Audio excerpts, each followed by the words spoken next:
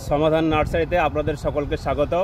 আজকে আমি দেখাবো স্থলবদ্ধ গাছ আমরা কিভাবে তৈরি করি, যেটা নার্সারির গোপন রহস্য, আর কেউ আপনাকে জানাবে না। আসেন আমরা তাহলে দেখে নিই কীভাবে গাছগুলো আমরা তৈরি করি।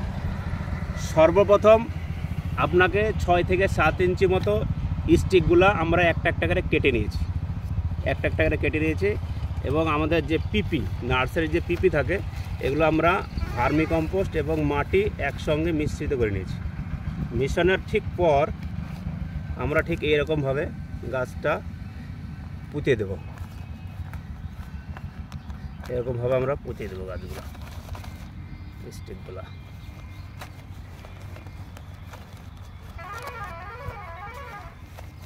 আপনারা চাইলে একসঙ্গে অনেক করতে পারেন, আমাদের অনেকগুলো একসঙ্গে করা আছে যেহেতু আমাদের নার্সারির কাজ।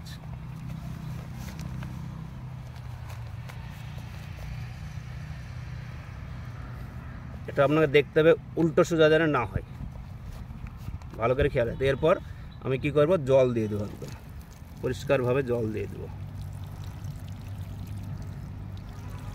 জলটা দিয়ে দিলাম। আপনার এগুলা ঠিক আপনার থেকে যাবে 22 দিন মতো।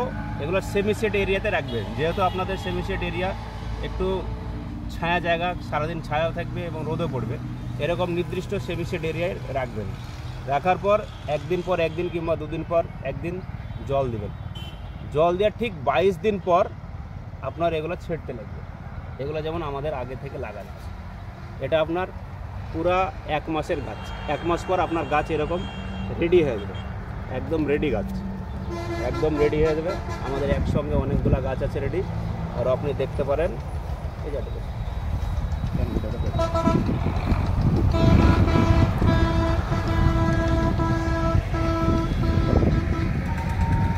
কাছাকাছি আছে, এই জায়গাটা